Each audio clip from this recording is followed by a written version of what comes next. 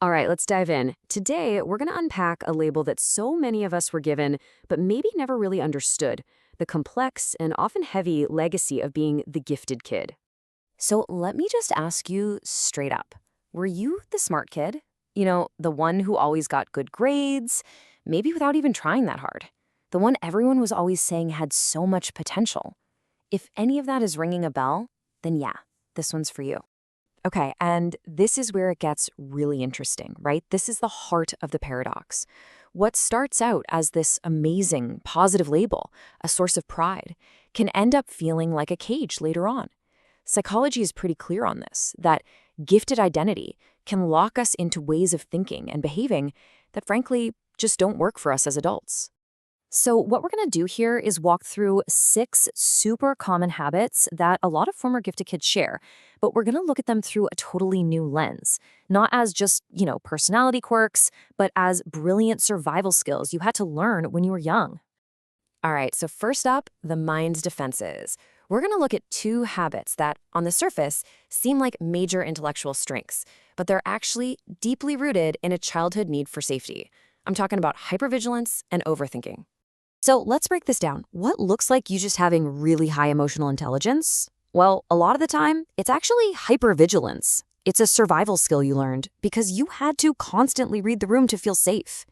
And that deep, analytical mind you're so proud of, it can actually be chronic overthinking, a way your brain learned to get ahead of any potential danger before it could ever reach you. So, what does this actually feel like in your day-to-day life? Well, it's that constant scanning of a friend's tone of voice, looking for any little shift. It's driving yourself crazy trying to figure out what a one-word text really means. It's walking into a meeting, feeling the vibe is a little off, and your first thought is, "Oh no, what did I do wrong?" And this this really gets to the core of it.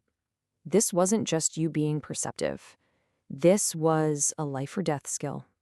You literally learned to memorize the sound of someone's footsteps just to know if it was safe to open your mouth. Your stability depended on it. And in the same way, overthinking becomes your safe space, your refuge. Your brain is a powerful tool, right? So you use it to run simulations on every possible outcome, to analyze every tiny risk. In an unstable environment, just thinking felt so much safer than actually doing. The only problem is, now it can lead to total analysis paralysis, where you're stuck in your head, too afraid to act. Okay, next up, let's talk about how this shapes our actual sense of self.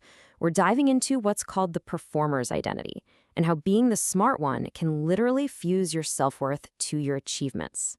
The psychological term for this is conditional self-worth, and it's that quiet, nagging belief in the back of your mind that says, my value isn't a given. I'm only valuable because I'm smart. You stop being a person who happens to be smart, and you become the smart one. That's the whole identity, right there. And that is why the stakes always feel so ridiculously high. When your entire sense of who you are is built on this one pillar of being smart, failure isn't just a learning opportunity. No way. It feels like an existential threat. A bad review at work doesn't just sting. It feels like proof that you're a total fraud, which is exactly where imposter syndrome comes from. And this leads to another habit that gets misunderstood all the time.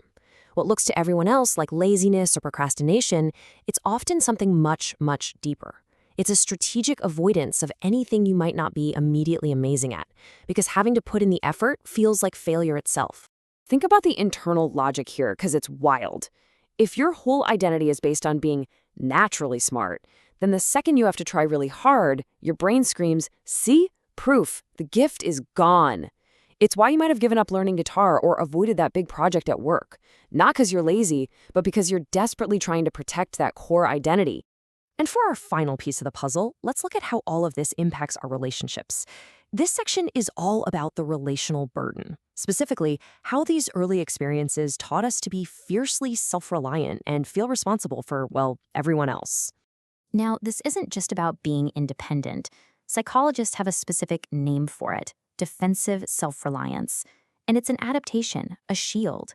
If every time you asked for help as a kid, you are met with a sigh or told, "You're so smart, figure it out yourself," you learned a very powerful lesson.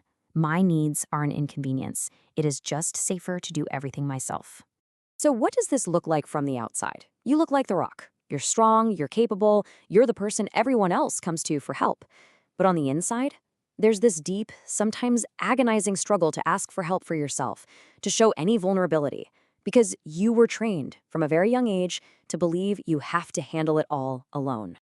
And this often goes hand in hand with becoming the emotional caretaker. So many gifted kids were essentially parentified. They had to manage the feelings of the adults around them. So what happens? You become an expert at sensing unspoken pain in other people, but you push down your own struggles so you're not an inconvenience. And you feel this crushing guilt whenever someone else is upset, like it's somehow your job to fix them. So, we've gone through all these habits. What's the big takeaway here? What are we supposed to do with all this? It's really about learning to see beyond that one-dimensional label of smart and finally connecting with the whole person underneath. And here is probably the most important thing I hope you take away from this. Your hypervigilance, your overthinking, your fierce independence, these are not character flaws, not at all. They were ingenious, adaptive tools that your younger self came up with to survive. They're a testament to your resilience in a world that asked way too much of you, way too soon. And this brings us to a whole new goal for our adult lives, doesn't it? The journey isn't about Klein to maintain the title of smartest person in the room anymore. It's about finding peace. It's about finally accepting your imperfections, your needs, and your full, messy, complicated, and brilliant humanity. So, I'll leave you with a question to sit with. As you think about these patterns, the overthinking, the fear of failure, that intense self-reliance, which ones really hit home for you? And maybe more importantly, which one are you ready to start letting go of?